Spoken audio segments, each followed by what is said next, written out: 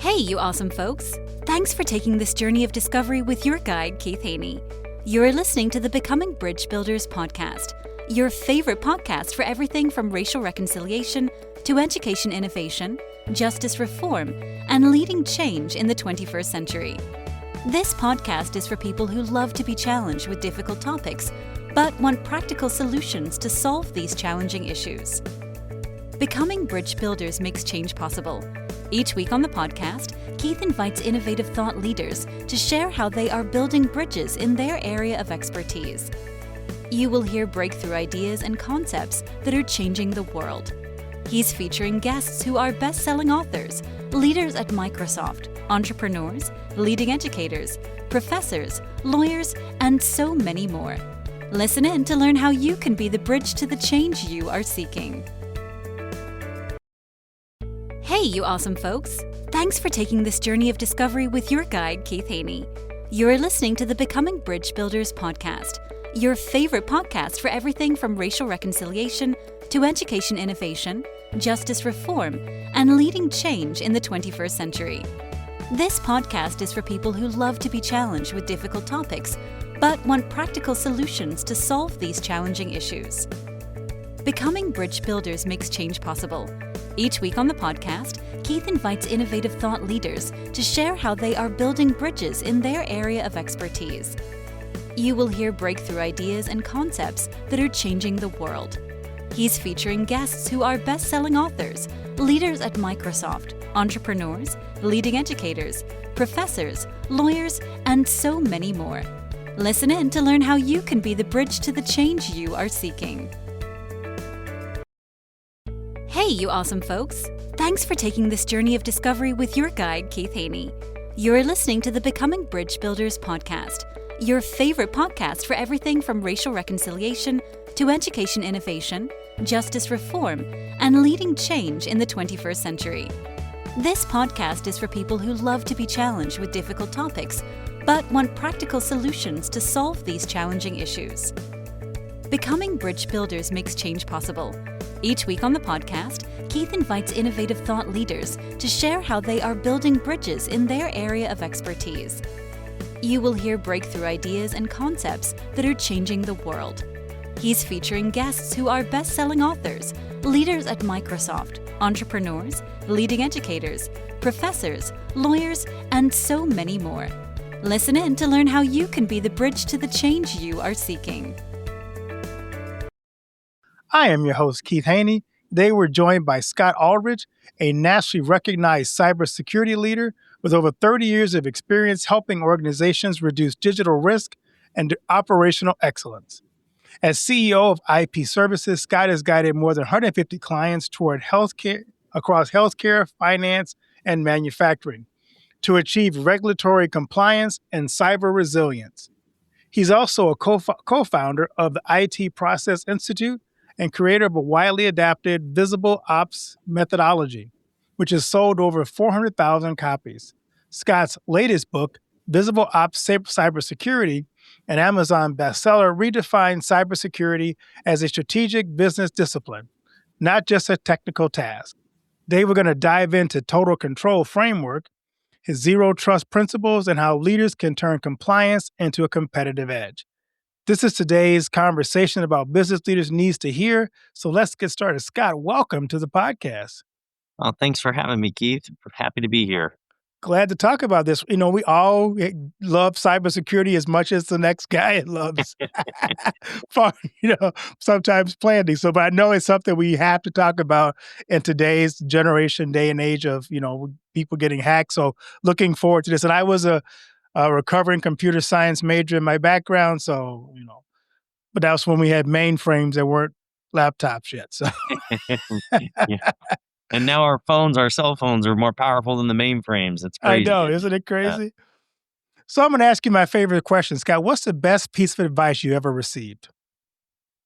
Best piece of advice that I ever received was somebody telling me that I needed to think about the bigger picture of life, and I needed to contemplate if God had a plan for my life and what I'm going to do about it. And the best advice I had was that I commit myself to having a personal savior, Jesus Christ, and following him and making him the number one priority in my life. So that's the best advice and the biggest thing I've ever done in my life. As you think about that advice, it's always interesting because it shapes so much that we do. How has that shaped how you work in the field that you're in?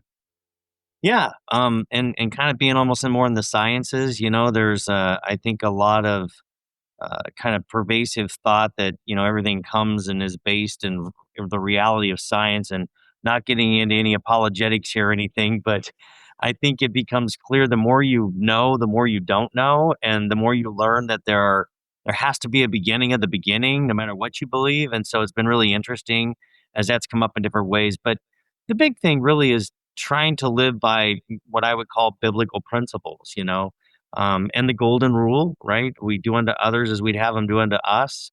Some people make the point that's not actually quoted in scripture in that way, and I think that's true. But the principle is certainly there. And so I think that becomes a guiding light, if you will, a guiding force in your life, that you try to live by those biblical principles the best that you can. We're all flawed, that's for sure. And so we do our best, and we're thankful that we have a redeemer and a savior. So didn't mean to preach. That wasn't my Nope, goal here nope. today, but you asked the question and I'm just giving the honest answer. I love that. I love that. So let's talk about Visible Op Cybersecurity has become an Amazon bestseller. What inspired you to write this book? And what gap were you trying to fill in writing this book? Yeah, that's a great question. I also would note, Keith, I've been listening to your podcast a little bit. I tell your followers to go like it and follow and give it 5 stars, because you got some really good topics and good guests, and I've enjoyed listening to several of the episodes.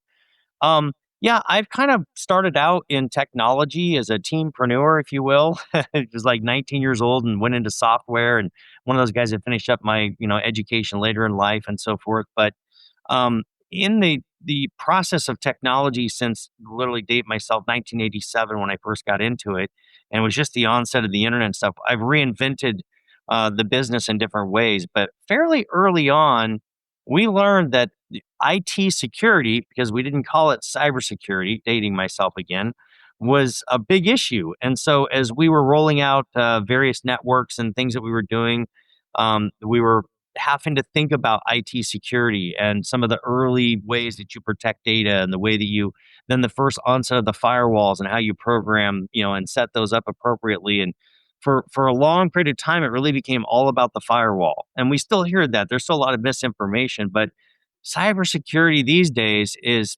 prolific and ubiquitous, to use big words. It's everywhere and it's growing, and it really is way beyond the firewall anymore. And so as we have the last probably 10 years really led with the idea of managing security for businesses, and really now the last 6 7 years using the leading with the cybersecurity buzz, if you will, and the way that it's grown in shape, there are so many businesses that are being attacked nowadays. It's no longer the big companies that used to be worried about, because they think they had valuable stuff. It's small to medium businesses. You can be 100 employee business, and you're just as much a target as the big guys are these days. So that was a concern. And then there's some things that we had done along the way over my career of 25 years or so, really almost 30, that we cared about certain processes, and kind of learned that if you follow certain IT processes, it actually becomes kind of an ultimate backstop to your cybersecurity. So we cared about documenting things, believe that, configurations, the way things are configured, and knowing that they're in secure, well-known, secure working configurations. Not to repeat myself, that's really important. And then from there, one of the things we looked at some of the studies, and they're saying that 70 to 80% of all IT failure issues, downtime, was correlated to unauthorized, untested, unapproved change. So the working thesis was, let's do a really good job at managing change, and we'll do a good job of availability. And those, the new quip is, no security breach ever happens without a change or a need for a change. So as I fast forward to my book now, the first 3 chapters of my book, number one is, let's start with leadership. You got to practice what you preach. You got to care about it. You got to be able to have the conversation with your executive team or your board. That means you got to have budget for it. It's got to be a priority. Number two, you need to have a philosophy, and what is that philosophy? Is it going to be a security first philosophy? Are we going to make a priority of security in all the things that we build and do, or as we configure things? And then do we care about IT processes? And then the third chapter is the efficacy of IT processes, how they still are effective and how they relate to security. Then I get into zero trust in the rest of the book. I dive into more the methodology of the buzz of, and we've been doing zero trust for 4 or 5 years, pretty, kind of leading with that verbiage and that vernacular. Over the last 2 years, it's really become very popular, this idea of zero trust. And happy to get into that more in a second.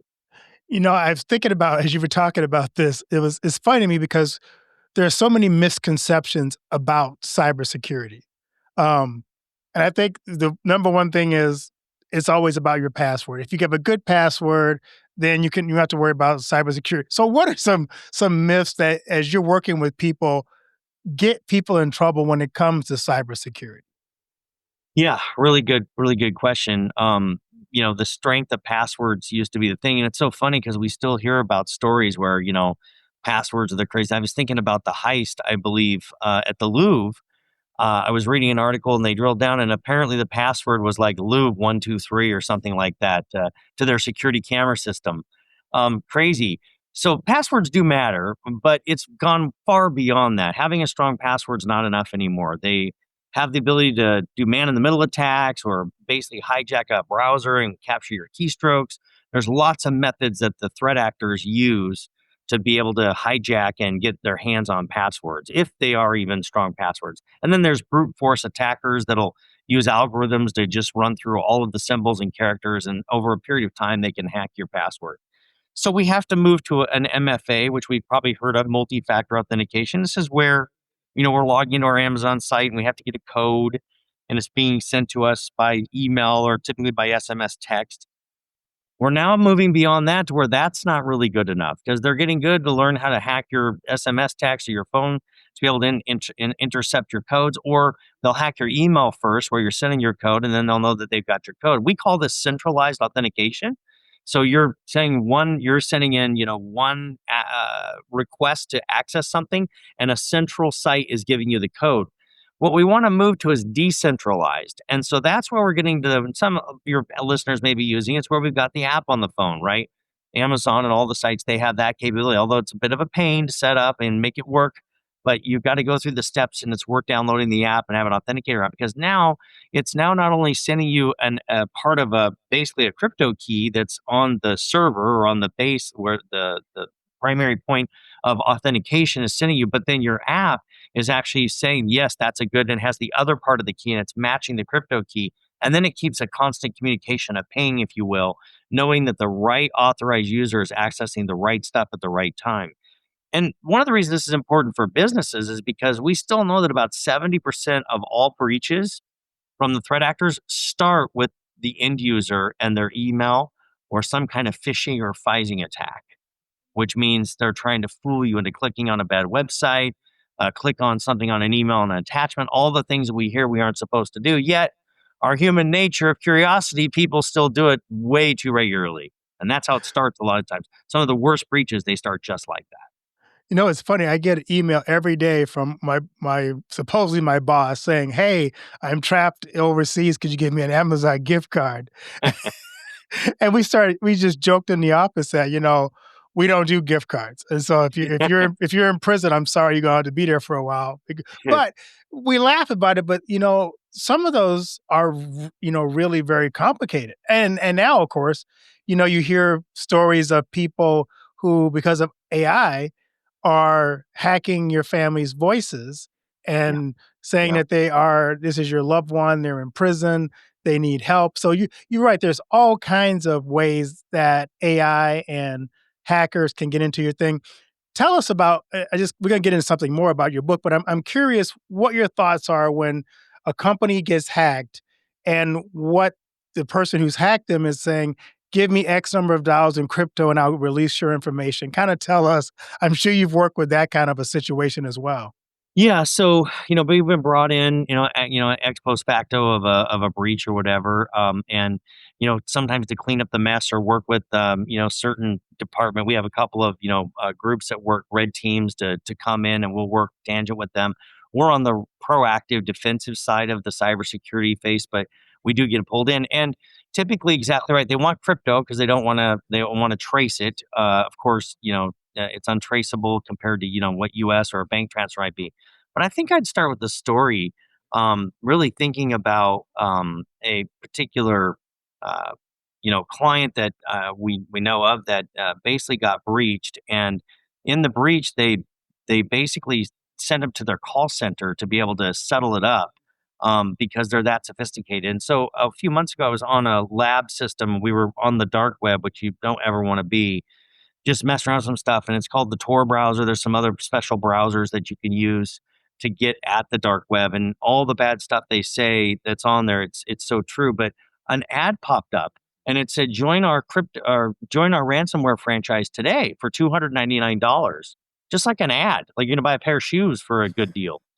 And what it basically was explaining is that you can join up. They'll give you a toolkit. So if you're a smart middle schooler or high schooler, and you really want to dabble, or a college student, or anybody that just wants to do nefarious stuff and wants to go hack, they have all these toolkits that you can use. And then they basically said, if you get stuck or you get only partially in or you need help, we'll escalate to one of our ransomware experts and they'll help you do the breach and then do the ransomware. And you can use our call center and our transferring services to be able to settle up. That's how bad it's gotten out there. So that, they of course want to settle in crypto so they're not falling US dollars, as you were talking about. But there literally are ransomware franchises that exist. That's a real thing. Wow. So let's talk about your book. Your book introduces a total control framework. Can you walk us through the core principles and how it differs from traditional cybersecurity? Yeah. And I touched on this a little bit earlier right out of the gate, but it really comes back to the total control really is what we developed over about, 16, 17 years in onset of our business. And really, how do we develop quality control for IT? And of course, that applies to your IT security and cybersecurity. You want to have a quality system. And so we started to look at what are the key ingredients and what truly is a best practice proven by science, not by belief. We believe this is a good way to do it. We like to look at the science and run the regression analysis and all those things. So we've been involved in some research through our IT Process Institute, which is a division of our company and kind of our R&D, if you will. And really, it's about managing by fact and not by belief, as I was saying. You're using certain things. So we rely on ITIL, the IT Infrastructure Library, as really a framework of how you basically deliver IT services. And then we marry on some of the better practices around that. It's not a whole lot different than in manufacturing. They've had QA and the Deming wheel and all these things in manufacturing processes to drive quality. We've developed a total control. So we know that there are certain ingredients. So we look at certain compliance standards, not to check boxes, but we know that there are certain controls that really matter, things that you need to have in place, not just policies and procedures, but actually like, real-time threat detection that's on your network and certain things like this. So you put all of those pieces together, if you will, that kind of makes up this big wheel in our construct that we've developed. We actually have a marketing thing that kind of explains it that way. And it's got all of these different elements of these various pieces that make up quality or drive quality, so that the outcome is quality and security. So that's really what the total control system is about. We've been practicing that for, again, 16, 17 years, using that model as kind of our intellectual property, knowing just the right amount of, butter and sugar to put in a really good chocolate chip cookie, hopefully a really safe chocolate chip cookie. Right. Yeah. So tell us how you integrate the zero trust principles into the total control.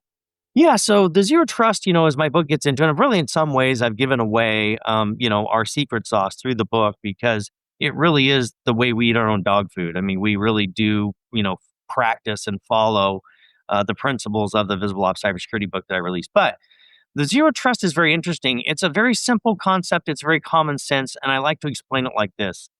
Zero trust is a little bit of the old accounting days when you roll out an accounting piece of software.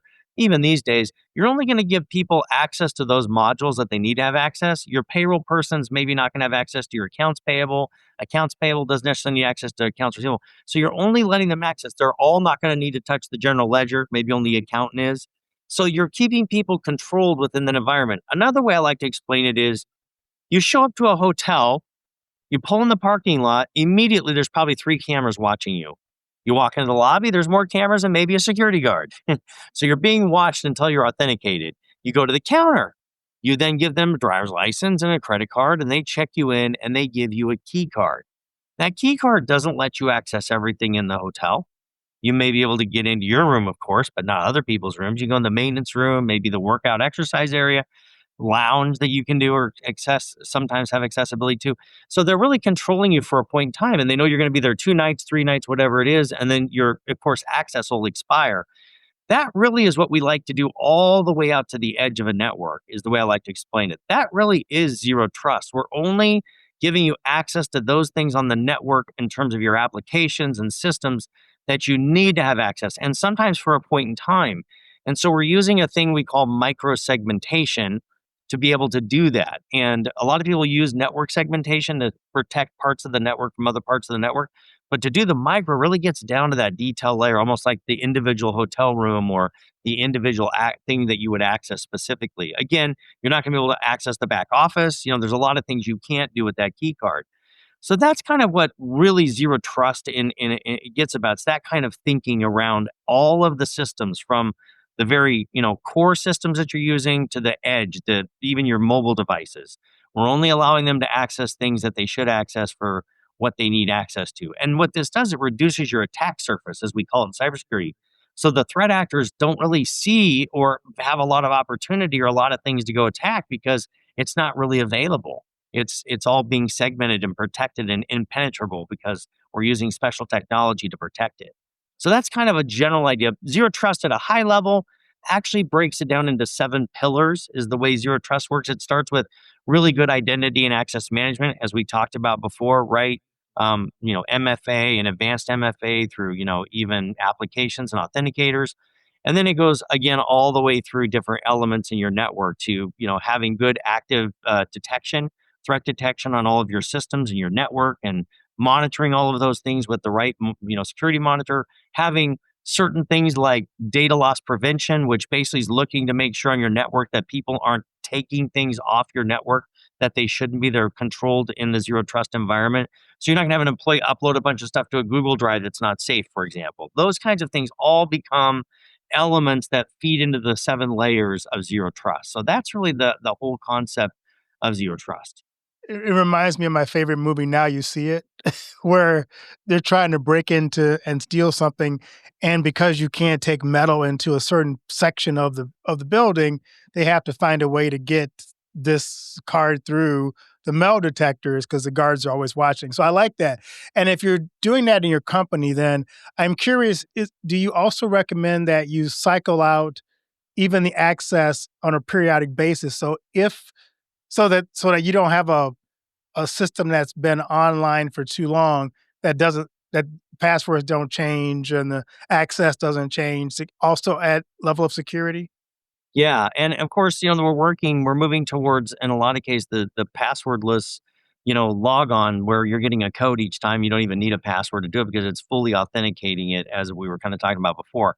But yeah, the constant changing of things, and that's really important that you do it in a very concerted way, because again, change can also kill access and productivity to a network. But yeah, you do want to make sure that you're keeping your systems up to date, that you don't have users that are no longer accessing to the system still sitting there in your system. All of these can become potential gaps or areas where the threat actors can use that.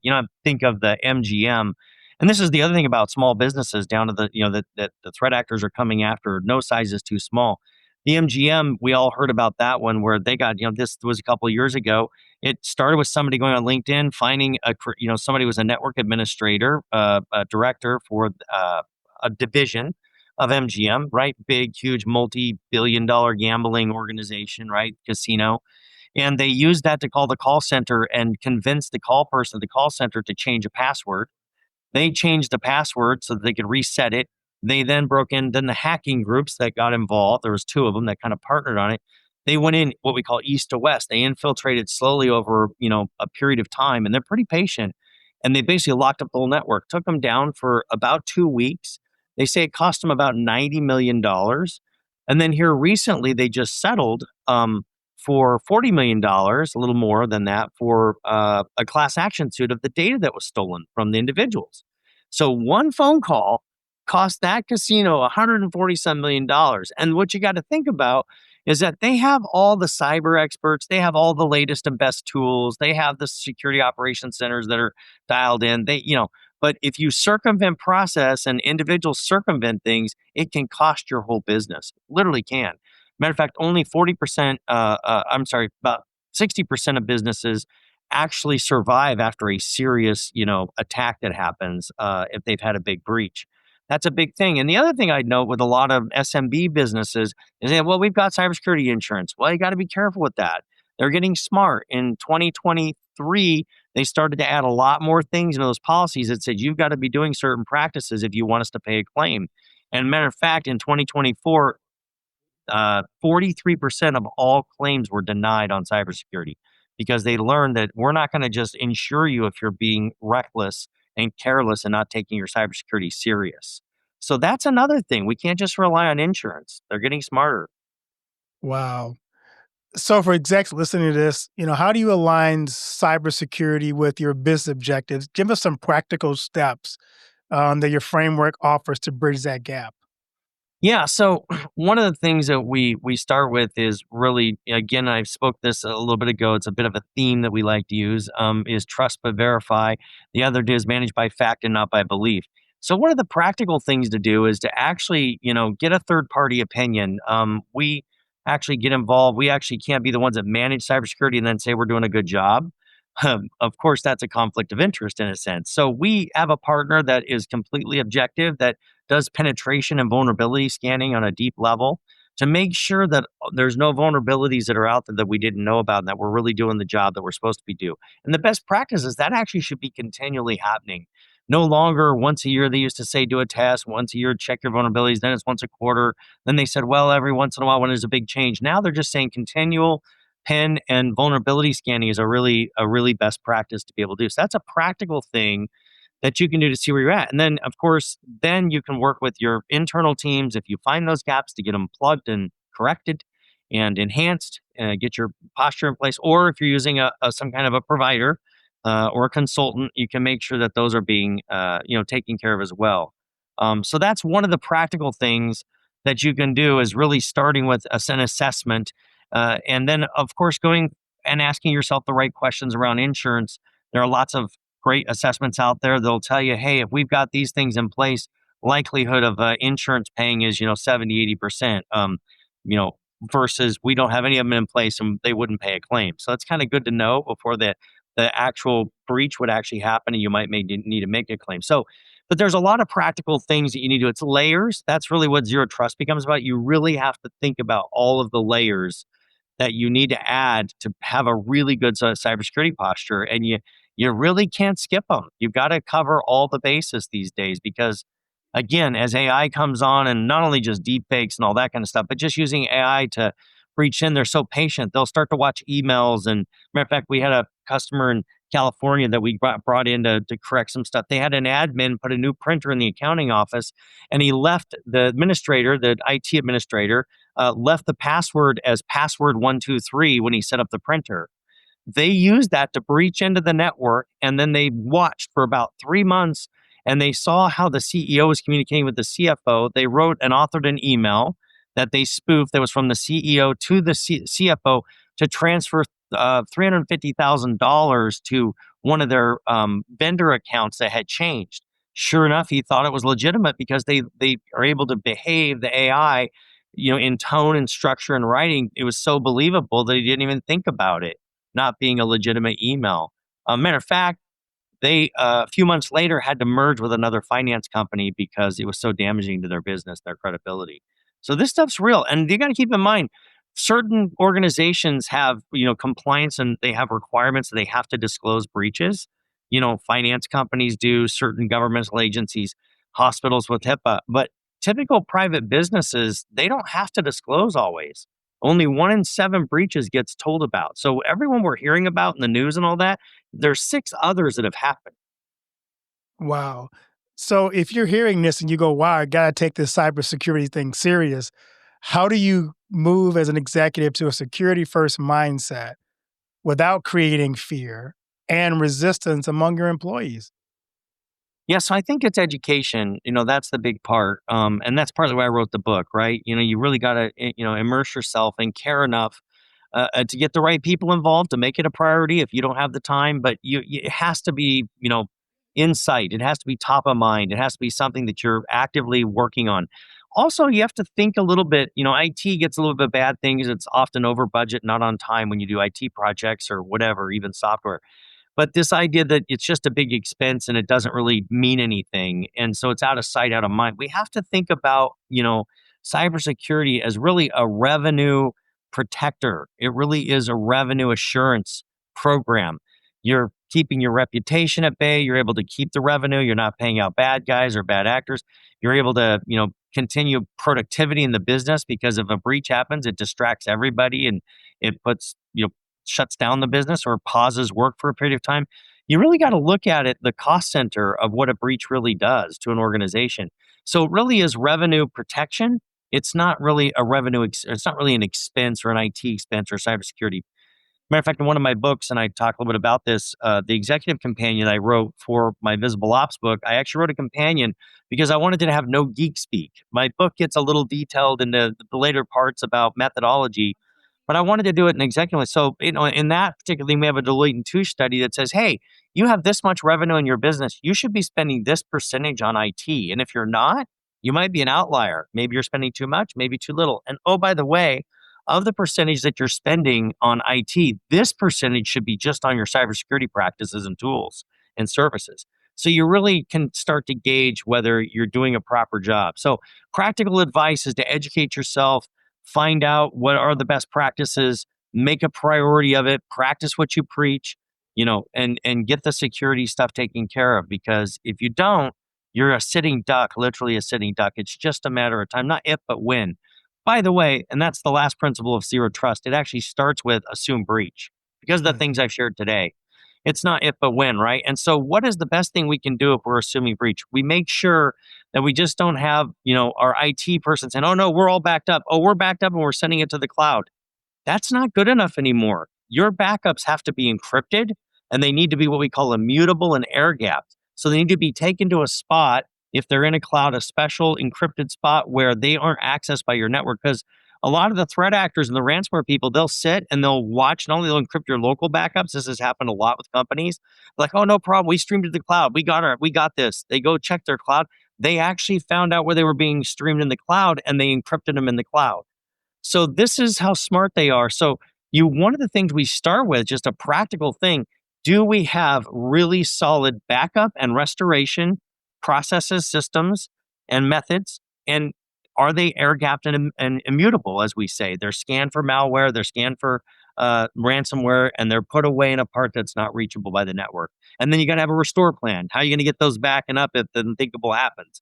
So those are all pieces that you get into your cybersecurity program that you got to think about. Just listening to you talk about this as an exec, I'm going, oh my word, this is so complicated. Yeah. I am curious. So as you look at where things are at right now, especially in cybersecurity, what emerging trends are you seeing that leaders should pay attention to in 2026 and beyond? Well, it's a great question because I'm just now finishing my book and releasing my next one, which is actually called Visible Ops AI. And what it's about is governance for AI, because what we're seeing is that the business is applauding, as we all love what generative AI will do. It's amazing, right? We're all enjoying it. But a lot of people, well, an unofficial study surveyed 500 companies, and they found that somewhere between 18 and 21 different types of AI are being used on an average company, smaller business company. The problem is that we don't know what they're doing with that data. Are they putting recipes? They're putting intellectual property. They're putting, oh, this will redo the financial statements. They're putting so much information, the employees potentially, that you don't understand what risks really exist. It's not just the AI being able to hack you or open up backdoors or holes into your network, which is also true with AI. But a lot of it's just the use, the governance. Do we have a policy? Are we paying for an AI that's not going to share the data? And they give us security policy guarantees. right? There's a lot there. So that's one of the things that I think, obviously, the obvious answer is AI, both the good and the bad of AI. And then how are we governing that in our businesses, even small businesses? What do we have a policy? Are we educating our teams? Are we making sure that the AI that we are using isn't putting further, deeper risks out there that's could potentially far outweigh the efficiencies that using AI might give you? Wow. So, for the CEO or board member listening to our podcast today, or picks up your book and reads it, what's the first action step they should take tomorrow? Well, I think the first action step really is to talk to really do the research to find out how serious they're taking security and what is in place. And then back to the trust but verify. So once we understand where things are at and they do the research and the diligence on their own organization, no matter whether at the board layer, if that's at the executive management layer, and with the IT teams. But then again, we're going to verify. So they should look to say, look, I want to get a penetration test and a vulnerability scan to make sure that our network truly is safe from the outside and the inside. Both directions, you got to look at cybersecurity. You have to be protected both ways. Inside threats are a problem, and exterior threats. Everybody's connected to the internet, and when you're connected, your threat actor can be thousands of miles away. They don't have to be down the street. They generally are not. So that's one of the first things, is to really do the analysis, get a penetration vulnerability test. Matter of fact, kind of getting to that point, one of the things that we have the ability is I have, through our partnership, the ability to offer what we call a pen level one test. It'll actually look at some things like what AI is running on your network. It'll do the inside threat and the external vulnerability scan. And I've got three of those that I can actually do gratis. And so I'd offer that up to your listeners. If you're listening today and you're wondering what's your first step, certainly you can reach out in a little bit. I'll give a business text line, and my team will get in touch. And not only that, I'd also like to offer the ability to give you my executive companion book. It sells on Amazon for $17.95, but it's no geek speak, as I said before, and it's more plain English. And it kind of breaks down, hey, we're a candy company. We want to make really good candy. We don't need to be a cyber ops organization. And so it really gets into practical things that you need to employ, the way that your security and practical steps you can take to secure your systems and your network. So I would offer that book, and I would actually offer for the three that are first that I have a limit on, to do a penetration vulnerability scan for you and provide a report. You can take that back to your teams to fill any gaps that we find. You can take that to your current provider or consultant. And of course, if there are gaps, we'd certainly talk to you about our solutions as well. Well, Scott, thanks so much for that generous offer. I'll make sure we put that in the show notes for the audience. Will do. I'll do real quick, give you my text line. Just Yeah. text secure 25. Yeah, secure 25 to 541 359 1269. 541 359 1269. Put secure 25, and somebody will be back in touch and get your email and get you an e-copy of the executive companion book. And if you want to sign up for that pen test, put that you'd like to be in line for the pen test, and hopefully you'll be one of the first three. Awesome, Scott. Thanks. I love to ask my guests this question, Scott. We started out kind of talking about advice, but what do you want your legacy to be? Yeah, I think the most important thing for me is with my family, to be honest. I'm a family guy, so uh, I want to know that they're cared for and loved, and I think that's the super important thing, and that is evident in the way that I carry myself and the way that I represent myself and the way that my reputation is that it really is carrying on both sides of that thing. So that's part of that legacy with my family. That's the most important. And as I opened up with, ultimately to my Savior. But secondarily, I would like to also know that I'm a little bit of help with the altruism of raising the tide that floats the boats. I spent most of my career in IT and, of course, in security. And so wanting to help organizations really educate themselves and to make a better cyber safe world. I've had a couple of companies I work with. They have an audacious goal to help 100,000 businesses, enhance their cybersecurity posture. And that's a little bit I've signed on. I share that with them. Love to know that I've got hundreds of businesses that my information is creating awareness and helping them be a more cyber safe business. Wow, awesome. So, Scott, also on the podcast, we have a new thing, and that's a surprise question. Pick a number between 1 and 10 for your surprise question. Oh boy, let's go with 7. All right. Ooh, what is your greatest regret? Oh, that's a good one. My greatest regret is probably that, man, that's a tough one. I'd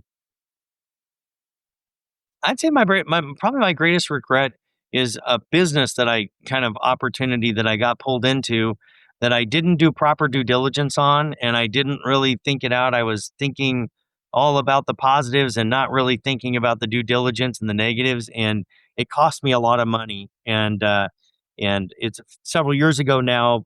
I've recovered. We're okay, but that was no fun, and I regret not doing better due diligence on that, being smarter about that, and not just being taken in with all the positives and asking the right questions. So that would be my biggest regret, I think.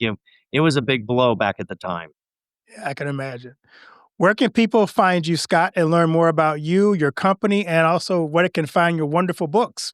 Yeah. So the easiest place is my author website, which is www.scottaldridge.com. That's SCOTTALL, two L's, DRIDGE. And maybe you'll include that in the notes. But if they go to my author website, it's got links to my companies, my articles, the book links you can order on there, and also a form you can fill out if you want to get in touch with me. Awesome. Scott, thank you so much for sharing your story, your incredible insights about how cybersecurity can transform a technical challenge into a strategic advantage. Your expertise and practical frameworks are game changers for leaders and navigating today's digital landscape. For our listeners, be sure to check out Scott's book, Visible Ops Cybersecurity, and learn more about his work at IP Services. Links are going to be in the show notes. If you enjoyed this episode, don't forget to subscribe, rate, and share Trailblazing Titans with your network. Until next time, keep blazing trails and keep leading with purpose. Thanks again, Scott, for being a guest on the show. Thank you. But act fast. With only 40 spots remaining this month, claim your free revenue ceiling audit now at the link included in the show notes. Thanks for listening to Becoming Bridge Builder. If you enjoyed this episode and want to help support the podcast, please subscribe and share it with others. Post about it on social media or leave a rating and review. To catch all the latest from me, you can follow me on Instagram at @BKeithHaney and on Getter and Twitter @RevHeadpin. Thanks again and tune in next time. But act fast. With only 40 spots remaining this month, claim your free revenue ceiling audit now at the link included in the show notes. Thanks for listening to Becoming Bridge Builder. If you enjoyed this episode and want to help support the podcast, please subscribe and share it with others. Post about it on social media or leave a rating and review. To catch all the latest from me, you can follow me on Instagram at @BKeithHaney and on Getter and Twitter @RevHeadpin. Thanks again and tune in next time. But act fast. With only 40 spots remaining this month, claim your free revenue ceiling audit now at the link included in the show notes. Thanks for listening to Becoming Bridge Builder. If you enjoyed this episode and want to help support the podcast, please subscribe and share it with others. Post about it on social media or leave a rating and review. To catch all the latest from me, you can follow me on Instagram at @BKeithHaney and on Getter and Twitter @RevHeadpin. Thanks again and tune in next time.